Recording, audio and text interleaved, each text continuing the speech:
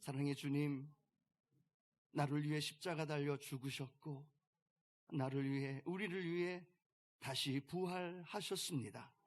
살아 계셔서 이 예배에 함께 하시고 우리 성도들의 삶의 현장에 동행하시는 그 부활의 주님이 오늘도 예배에 기뻐 받아주시고 오직 주님만 영광 올려드리는 예배로 인도해 주옵소서. 예수님의 이름으로 기도합니다. 아멘. 우리 예배를 받아주시는 하나님께 영광과 감사의 박수 한번 힘차게 올려드리겠습니다. 아멘. 함께 고백할까요? 부활의 증인으로 삽시다. 한 번 더요. 부활의 증인으로 삽시다. 예수님 부활하셨습니다. 죄와 가난과 질병과 저주와 사망과 사단의 권세를 깨뜨리시고 할렐루야. 그리고 주님 부활하셔서 오늘 이 자리에 우리와 함께 하십니다. 기독교에는 두 가지 축이 있다고 이야기를 합니다. 하나는 십자가입니다. 또 하나는 부활입니다. 근데 많은 성도들이 이 십자가만은 알고 있는데 또 십자가를 중심으로 살아가고 있는데 이 부활에 대한 것들을 너무 우리가 중요시 여기지 않는 모습들을 종종 보게 됩니다. 그래서 십자가에 머물러 있어요. 그 십자가에 머물러 있는 것이 아니라 기독교는 십자가를 지나 어디로 넘어가야 돼요? 부활로 넘어가야만 합니다. 한 주간 우리가 고난주간을 보냈습니다. 그리고 고난주간에 성금요일에 예수님 십자가 달리시고 무덤에, 그리고 오늘 부활하신 이 부활의 영광까지 우리의 믿음이 같이 연결되어져야 되는 거예요. 즉 십자가가 종착점이 아니라 부활이 종착점이 되어지고 이 부활로 인하여서 더 큰 부활의 증인으로 살아가는 일들이 우리 안에 일어나야 되는 거죠. 그래서 십자가에서는 철저하게 우리의 죄를 고백하고 회개하고 죄사함의 은혜를 누리는 것, 그리고 부활의 능력의 주님을 만나면서 기뻐하고 즐거워하고 감사하며 감격하는 신앙의 삶, 이것이 바로 기독교의 두 가지가 함께 가야 된다는 사실을 우리에게 가르쳐 줍니다. 오늘 사랑하는 성도 여러분, 십자가를 통해 구원해 주신 그 주님, 그리고 그 모든 권세 이기시고 다시 부활하신 주님, 이 주님과 함께 주님이 승리의 삶을 살아가는 우리 순복음의 성도님들 되기를 축복합니다. 1885년에 4월 5일이죠. 부활주일입니다.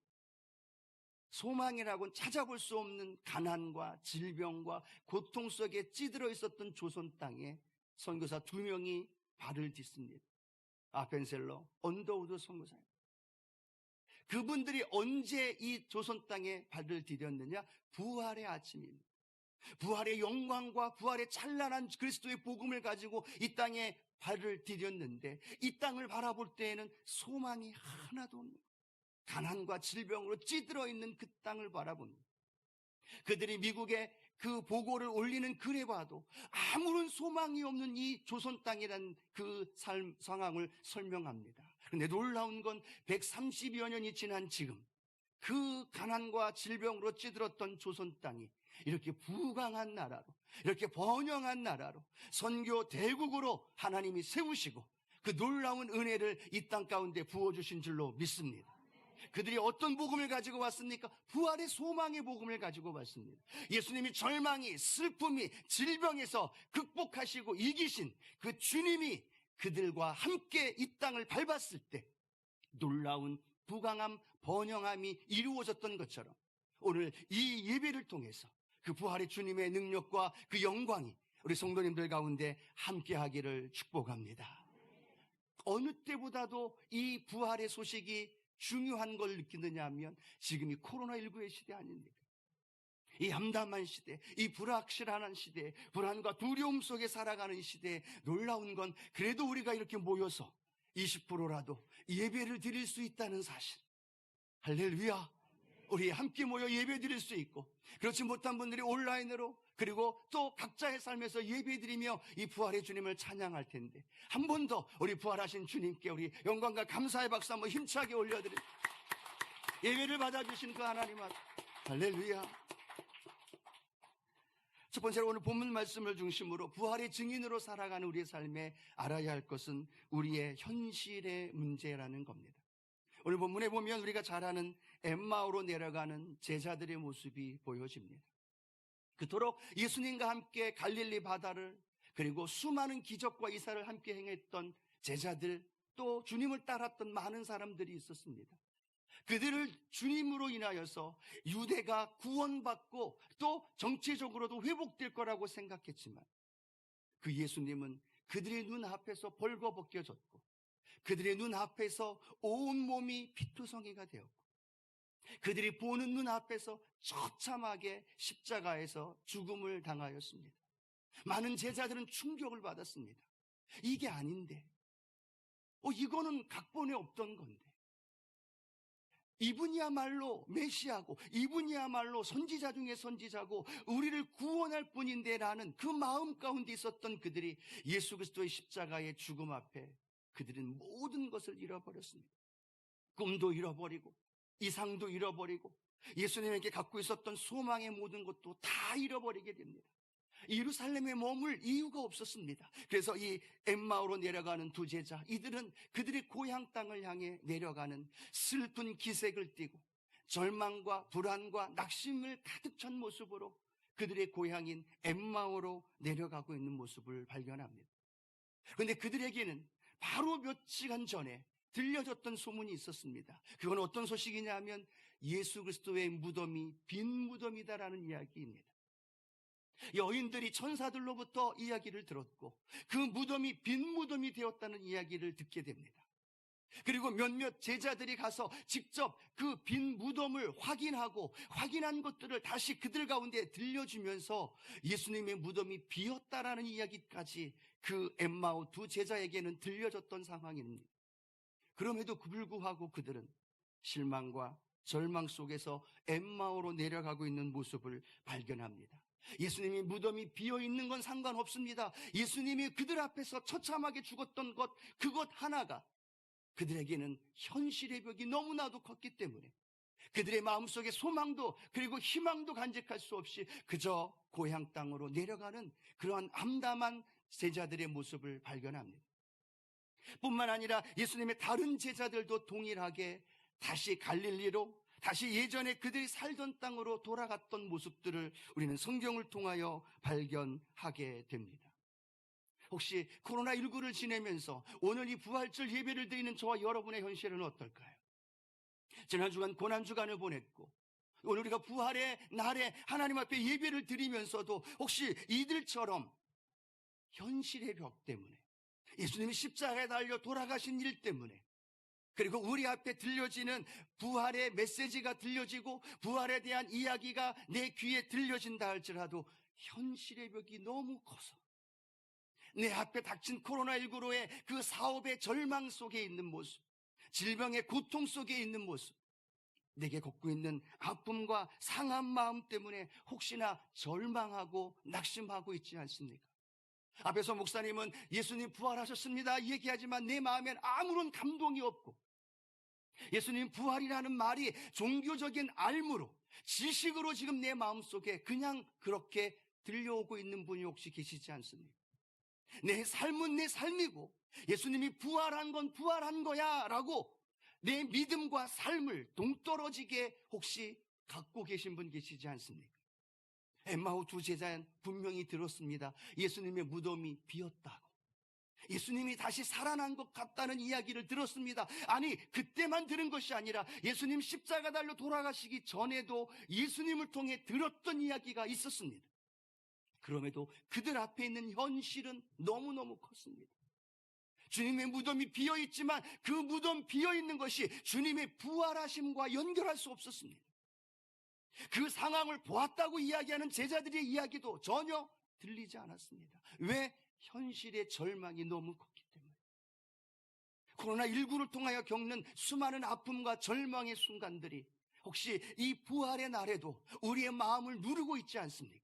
우리의 마음을 절망과 낙심으로, 불안으로 그렇게 몰아가고 있지는 않습니까? 부활절 예배를 이 자리에 드리고 있지만 아직도 내 마음 한켠에는 사업의 문제 때문에, 질병의 문제 때문에, 자녀의 문제 때문에 예수님 부활과는 상관없는 마음을 가지고 무거운 짐을 짊어지고 이 자리에 앉아있는 분 혹시 계시지 않습니까? 오늘 그 상황 속에서도 변하지 않는 것이 있다면 예수님 부활하셨다는 겁니다. 그들이 지식이 없어서가 아닙니다. 그들은 믿음이 없었습니다.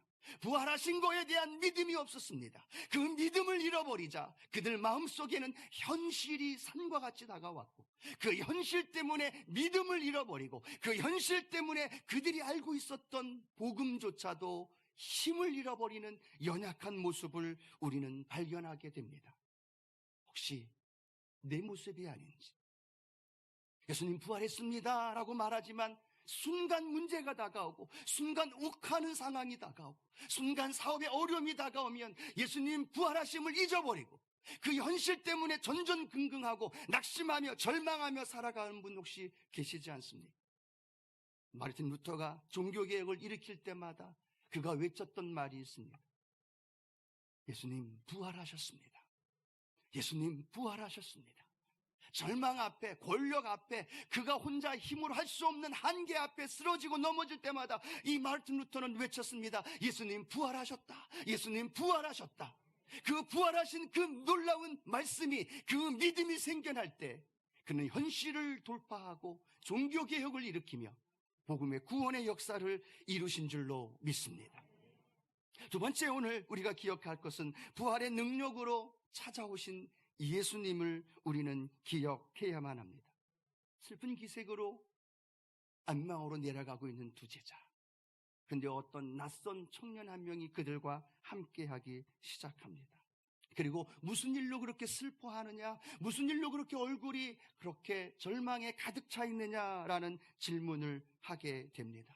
그리고 그들과 함께 대화를 나누면서 예수님은 예수님에 대한 이야기들을, 성경에 나와 있는 이야기들을 그들에게 풀어서 설명해 줍니다. 누가복음 24장 27절 말씀인데요, 함께 읽겠습니다.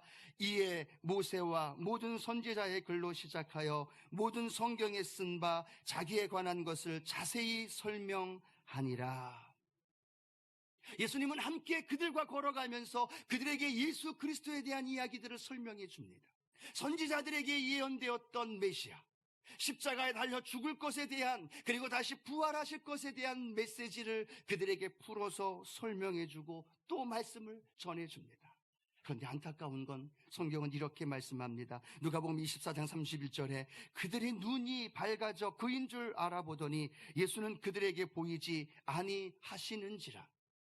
예수님 말씀을 전하고 계시는데 성경은 뭐라고 말하느냐? 그들의 눈이 가리워져서 예수가 예수인지를 알아보지 못하고 있다는 거예요.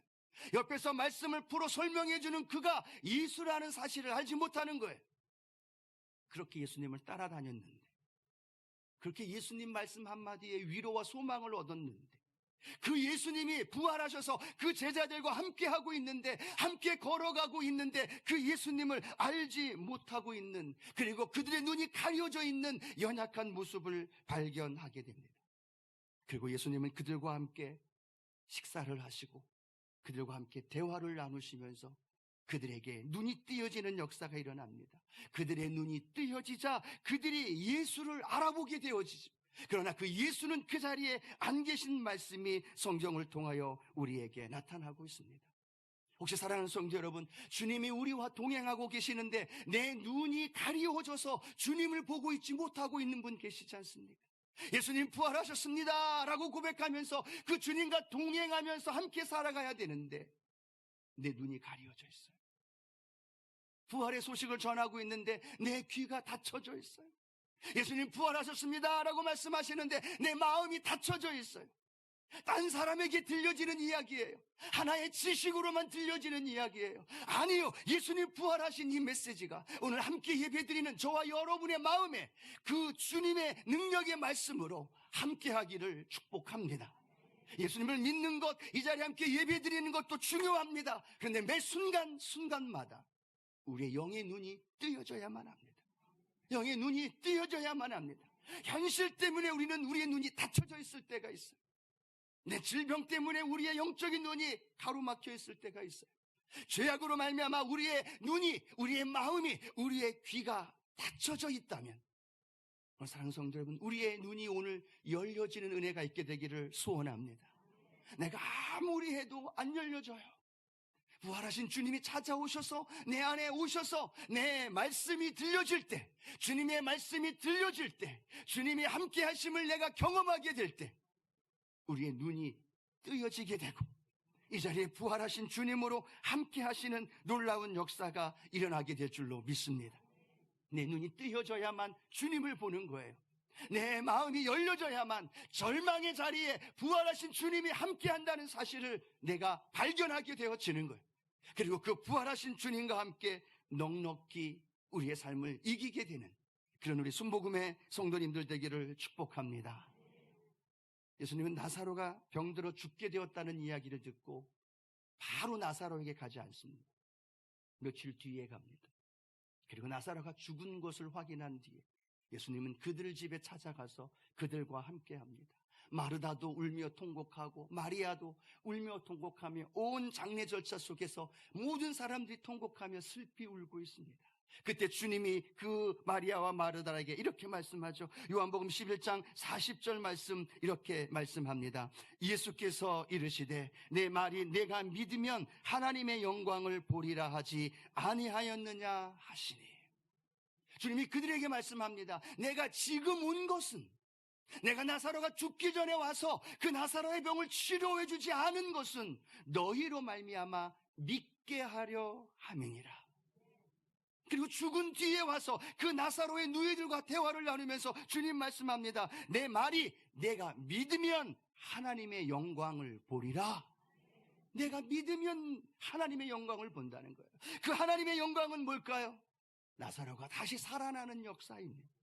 죽음의 절망에서 그 다시 나사로가 살아나는 일이라는 거죠. 그러나 나사로는 또 죽지만 예수님 그들에게 말씀합니다. 나는 부활이요 생명이니 나를 믿는 자는 죽어도 살겠고 라고 말씀하십니다. 주님은 말씀합니다. 내가 부활을 믿느냐? 내가 지금 당하고 있는 이 아픔과 슬픔, 나사로의 죽음은 단순히 죽음의 문제가 아니라 너희로 믿게 하려 하심이니라. 오늘 우리가 이 부활절 예배를 드리면서 주님이 우리에게 말씀합니다. 너희로 믿게 하려 함이라. 부활하신 주님을 믿게 하려 함이라는 거예요. 내 마음의 제자들은 믿지 않았어요. 그들이 듣고 있었지만, 알고 있었지만 믿음과 연결되지 않았어요. 주님 말씀합니다. 내가 믿으면 하나님의 영광을 보리라. 내가 믿느냐? 그러면 내 오라비가 살리라. 네, 주님 마지막 날에 살 겁니다. 아니, 지금 살아나리라. 그리고 다시 주님이 부활하심을 말씀하시고 영원한 날에, 다시 심판의 날에 다시 살리시는 그 말씀이 오늘 우리에게 들려집니다. 사랑하는 성도 여러분, 오늘 우리에게 들려주시는 내가 믿으면 하나님의 영광을 보리라, 이 말씀이 주님의 음성으로 들려지기를 축복합니다. 부활하신 주님이 찾아오셔서 말씀하십니다. 그리고 그들에게 말씀하시기를 어떻게 말씀합니까? 내가 믿으면 하나님의 영광을 보리라. 그 말씀을 던져주신 주님은 엠마오의 제자와 함께하는 예수님의 제자들에게 두 가지를 주신다라고 약속을 하십니다. 부활의 주님을 믿는 자들에게 하나님의 영광을 가운데 보여주시고 응답해 주신다 말씀하시는데, 그것이 무엇을 주시느냐 하면 평강을 주신다는 겁니다. 함께 고백합니다. 평강을 주십니다. 평강을 주십니다. 부활하신 주님은 예수님 제자들이 있는 곳에 찾아오셔서 제일 먼저 하시는 말씀이 뭐예요? 너희에게 평강이 있을지어다. 여러분 한번 아멘 한번 해보세요. 제가 예수님은 아니지만 제 종으로서 여러분을 축복하길 원해요. 사랑하는 성도님들에게 평강이 있을지어다. 할렐루야. 그 평강은 세상에 줄 수 없는 평강이죠. 그 평강은 세상에서 얻을 수 없는 평강이에요. 왜 제자들이 불안했을까요? 왜 제자들이 절망했을까요? 왜 제자들 마음속에 두려움으로 가득했을까요? 예수님과 헤어지는 거였어요. 예수님을 다시는 못 보는 거였어요. 그 예수님을 다시는 못 본다는 것, 그 하나 때문에 그들은 불안하고 두려웠고 절망 속에 그들은 갇혀 있었습니다. 그런데 예수님이 나타나셔서 그들에게 뭐라고 말하는 거예요? 나 살아났다 말하는 거예요. 그리고 그들에게 말씀합니다. 두려워하고 불안해하지 말고 너희에게 평강이 있을지어다. 평강이 있을지어다. 예수님의 부재가, 예수님의 안기심이 그들에게 불안과 두려움이었다면 다시 살아나신 주님은 그들에게 평강을 주기 원하는 거예요. 그 평강을 준다는 건 부활하신 주님을 믿는다는 거예요. 그 부활하신 주님이 이 자리에 함께하고 있다는 걸 내가 인정하고 받아들인다는 거예요. 왜 우리가 코로나19 때문에, 왜 삶의 문제 때문에 불안하고 두려워할까요? 주님이 살아계시다는 사실을 믿지 못할 때라는 거죠. 주님이 나와 함께 하신다는 사실에 대한 의심이 들어오고 그것에 대한 염려가 들어올 때 우리는 평강을 잃어버리고 두려움과 불안 속에 살아갈 수밖에 없게 됩니다. 그런데 주님이 부활하셔서 그들에게 말씀합니다. 너희에게 평강이 있을지어다. 그 평강이 들어오면 의심이 사라지는 거죠. 그 평강이 들어오면 부활하신 주님과 함께 걸어가는 거죠. 그 평강이 우리에게 들어오면 이 세상에서 환난을 당하나 담대히 그 세상을 이기는 놀라운 역사가 일어나게 됩니다. 요한복음 14장 27절 말씀이죠. 우리 믿음으로 함께 선포하면서 고백하겠습니다. 평안을 너희에게 끼치노니 곧 나의 평안을 너희에게 주노라. 내가 너희에게 주는 것은 세상이 주는 것과 같이 아니하니라. 너희는 마음에 근심하지도 말고 두려워하지도 말라. 그럼 여기서 주님이 너희에게 평강이 있을지어다라는 건요, 주님이 십자가를 통해서 이루신 그 완성하신 그 복음의 모든 능력을 담아서 주님께 너희에게 평강이 있을지어다 라고 말하는 거예요. 주님이 십자가를 이겼듯이, 주님이 사단을 이기셨듯이 제자들에게 너에게 평강이 있을지어다 아멘 하고 받아들이는 그들에게는 십자가를 이기는, 사단을 이기는, 죄와 가난과 절망을 뛰어넘는 주님의 평강이 그들 마음 가운데 자리 잡게 되어지는 거죠. 그것이 평강입니다. 이 평강은 마음의 평안함을 갖는 것만 의미하는 게 아닙니다. 육체적인 건강도 의미합니다. 그리고 영적인 풍성한 은혜도 포함됩니다. 그리고 우리의 삶에 다가오는 그 복지와 번성함과 갖고 있는 모든 것들이 함께 포함되어 있는 것이 바로 샬롬, 평강이라는 거예요. 오늘 부활하신 주님이 한 분 한 분을 찾아오셔서 우리 성도님들에게 그 평강을 주기 원하십니다. 그 평강을 통해 우리의 영이 새로워지고 우리가 더 큰 하나님의 은혜의 자리로 살아나갈 수 있는 은혜가 있게 되기를 축복합니다. 이 부활의 날을 맞이한 저와 여러분은 이 부활의 날을 의미를 모르는 사람들과는 달라야죠. 그렇죠? 똑같으면 될까요? 안 될까요? 여기 가서 예배를 드리고 돌아가는데 믿지 않는 사람과 똑같이 행동해, 똑같이 불안하고 똑같이, 그러면서 그분이 우리에게 묻습니다. 혹시 당신 교회에 가서 예배 드리고 오지 않았나요? 예배 드리고 왔는데 예배 드리지 않은, 부활하신 주님을 믿지 않는 나와 똑같이 불안해하고 있지 않나요? 똑같이 염려하고 있지 않나요? 똑같이 질병 때문에 고통당하고 있지 않나요? 그러면 뭐하러 교회 갔다 왔나요? 라고 질문하지 않겠습니까? 그러면 우리는 분명히 알아야 됩니다. 내가 이 예배를 통해서 부활한 주님을 만난다면 우리는 그 믿음을 통해서 어떤 상황이 와도 우리 안에 있는 평강을 빼앗겨서는 안 된다는 거죠. 그 평강을 붙들고 담대히 살아가야 되는 겁니다. 왜냐하면 주님은 그 죽음을 통해서 심판이 아니라 주님과 함께 영원한 행복으로 나아가는 그 출입문으로 만들어 놓아 주셨기 때문이에요. 영원한 행복으로 나아가는 출입문으로 주님의 죽음이, 그리고 부활이 우리를 그렇게 새롭게 만들어 주셨다는 사실이 오늘 저와 여러분 안에 믿어지는 은혜가 있게 되기를 축복합니다. 또 하나 주님이 그들에게 말씀하고 있는 것은 성령을 주신다라고 말씀합니다.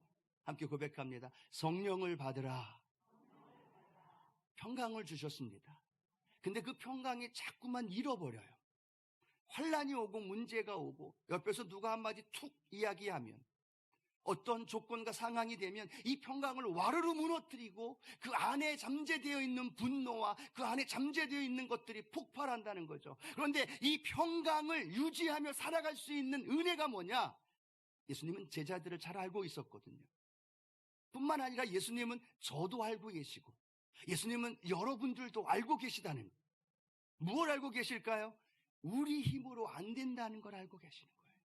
제자들의 힘으로 안 된다는 걸 알고 있어요.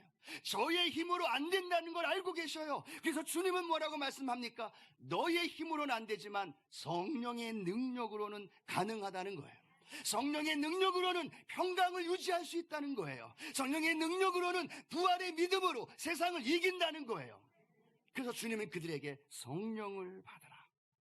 그 성령이 너희에게 임하면 권능 받고 그 능력 있는 삶을 살아갈 수 있다라고 우리에게 설명해 줍니다.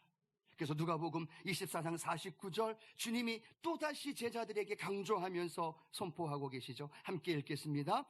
볼지어다 내가 내 아버지께서 약속하신 것을 너희에게 보내리니 너희는 위로부터 능력으로 입혀질 때까지 이 성에 머물라 라고 말씀합니다. 무엇 입히울 때까지?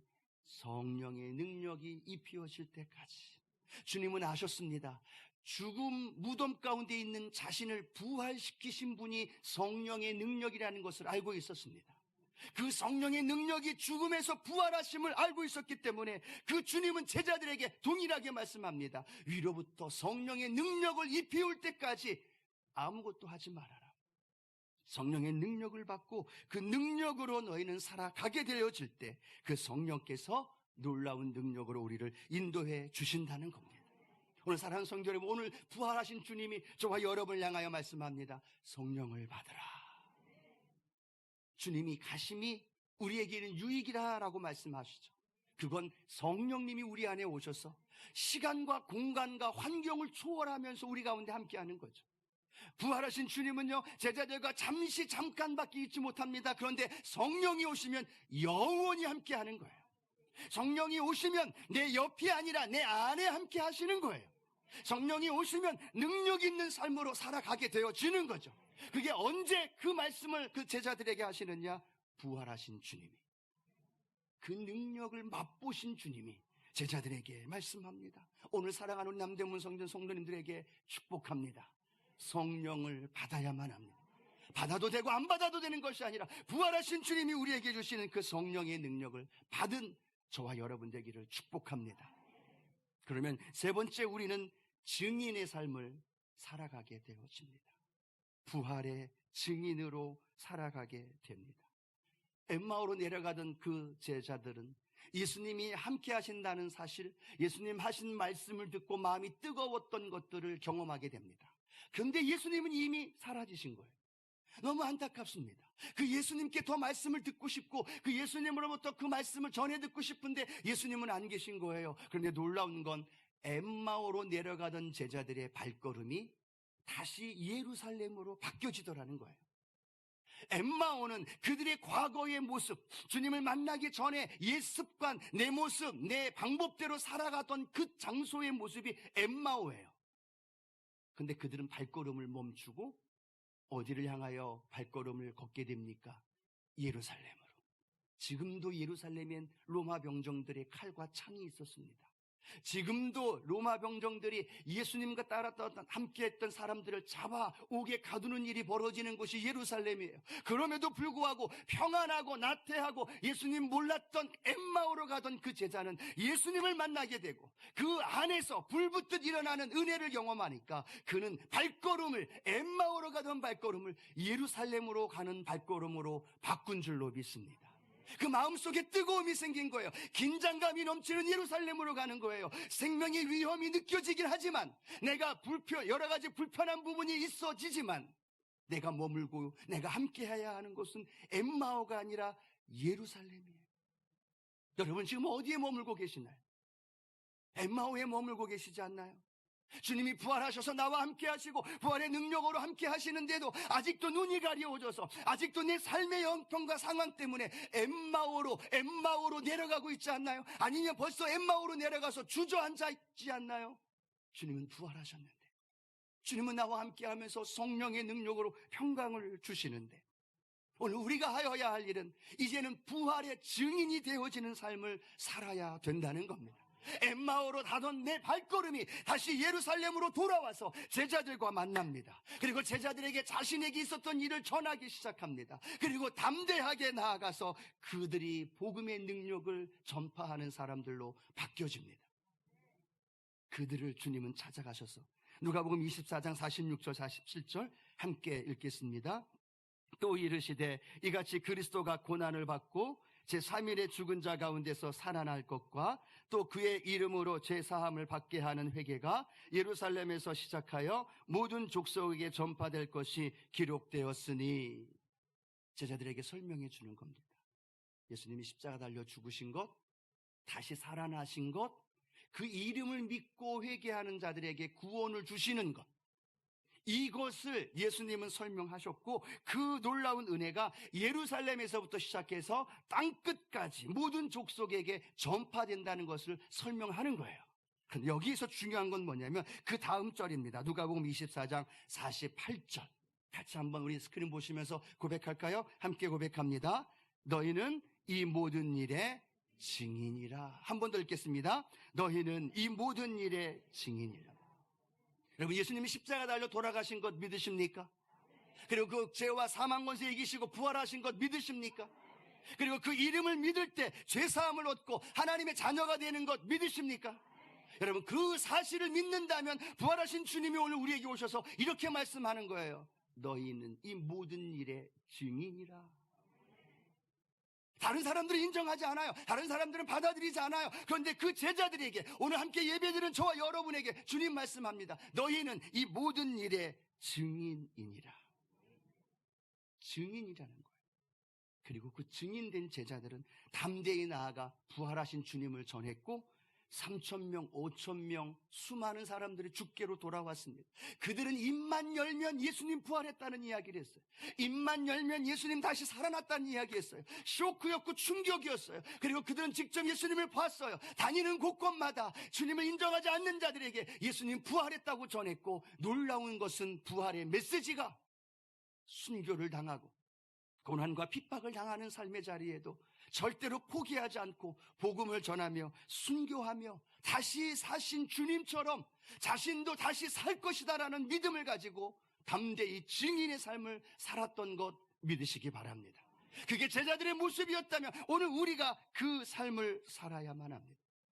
성서학자였던 레온 모리스는 이렇게 이야기를 합니다. 그리스도를 죽음으로부터 일으키신 능력이 그리스도에게 속한 이들 안에서 동일하게 역사하고 있습니다. 부활은 계속되고 있습니다. 초점은 뭘까요? 부활은 지금도 이루어지고 있다는 거예요. 부활하신 예수님을 믿는 자들 속에서 예수님은 오늘도 부활하신다는 거예요. 아멘? 지금 여러분 영혼 속에, 우리 영혼 속에 예수님을 죽은 채로 십자가에 그대로 두고 있으시나요? 아니면 부활하신 예수님과 함께 다시금 내 믿음이, 내 영이 살아나고 있나요? 다시금 살아나는 역사가 일어나고 있다는 겁니다. 그것이 오늘 내 안에 느껴져야 돼요. 내 안에 증거되어져야 돼요. 내 안에 증인으로 살아가야 되는 겁니다. 사람들한테 죽은 사람이 살아났다고 이야기하면 믿을까요? 안 믿을까요? 안 믿어요. 성경에 나왔다고 이야기를 하고 아무리 설명해도 이야기해도 믿지 않아요. 그런데 여러분 아십니까?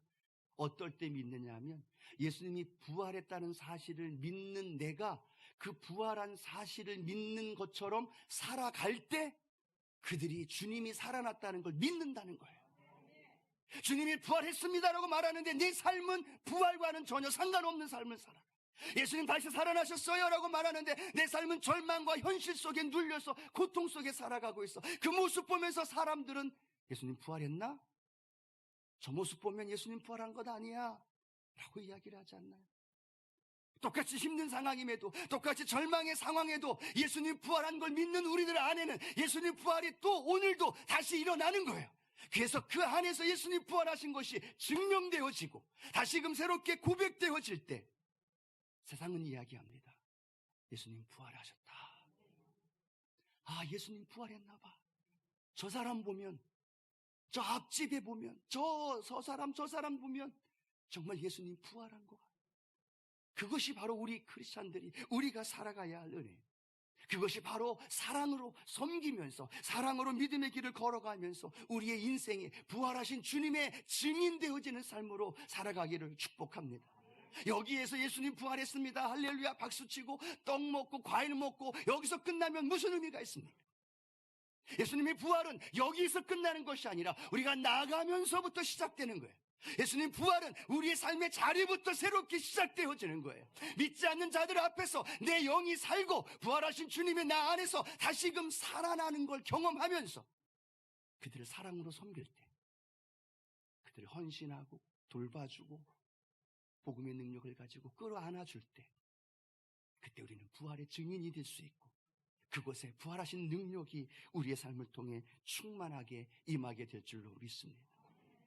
그 부활의 주님은 거기서 멈출 것이 아니라 마라나타, 다시 오실 예수님으로 연결하여서 우리는 그 부활의 주님을 다시 오실 주님으로 고백하는 것.